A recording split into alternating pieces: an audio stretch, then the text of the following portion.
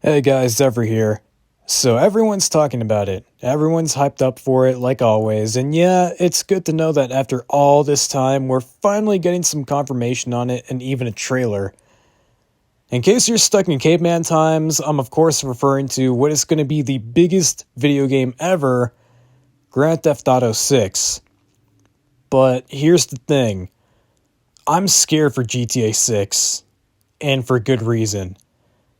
We're coming off of more than a decade of GTA 5, or more specifically GTA Online, with fans growing ever more frustrated and impatient with Rockstar each passing year.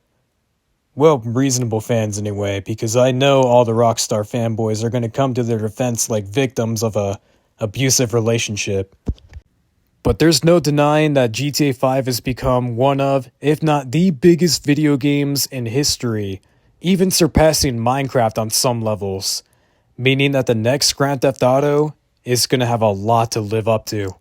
In this day and age, we become a lot more demanding of what we want from the games we play, and some gamers will go as far as to trash an entire game and even review bomb it just for having a single bug.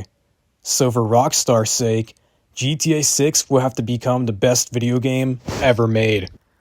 Like I previously stated, fans are really annoyed with Rockstar, whether it be their scummy business practices, trying to nickel and dime their players with shark cards or GTA Plus, or neglecting their entire player base, or the countless other questionable things they and Take-Two have done.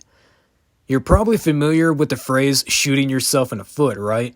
Well, if GTA 6 has any flaws or is disappointing whatsoever, it'll be the equivalent of Rockstar turning a shotgun on themselves.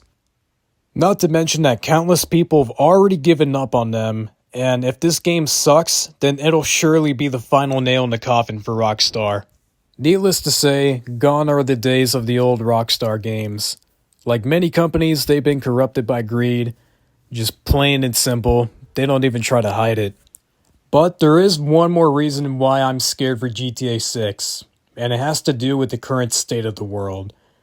And some of you probably know exactly where I'm going with this. But before I say anything, because I know I'm going to get those comments, I want to make it clear that I do not give a rat's ass about politics and try my absolute damnedest to avoid them. But when I have an opinion on some stupid shit that's going on, I'm going to speak on it. After all, I am the guy who made this video. But I'm worried that GTA 6 will pull their punches when it comes to the jokes and satire for the sake of going woke and being politically correct. And before you make any kind of argument that GTA would never go woke, they're too politically incorrect, allow me to show you an example of exactly such thing. Because yes, believe it or not, it has happened before. So if you go to Cockatoos right now, you'll notice that the cross-dressers and the trans NPCs got removed. Why? Because a group of LGBT members complained that players were intentionally targeting these NPCs as a form of bullying and harassment, leading to Rockstar quietly removing them from the game, thinking that no one will notice. Yes, Rockstar Games. The company that makes fun of everyone and everything and that says fuck your feelings, folded after a small minority of members in a community made up of millions of people bitch to Rockstar that they feel targeted by their game. But hold on folks, because I have another really great example of a game franchise who we never thought could take such a turn. An open world crime sandbox? Well, again, you probably already know where I'm going with this. Saints Row.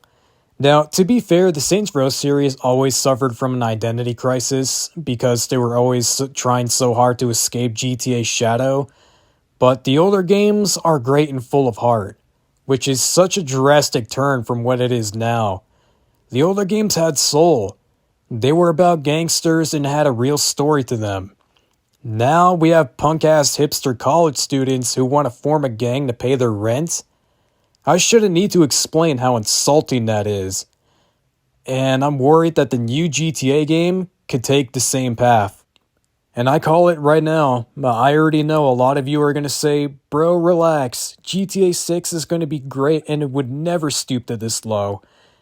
And I really hope you're right, because that's exactly what we said about Saints Row.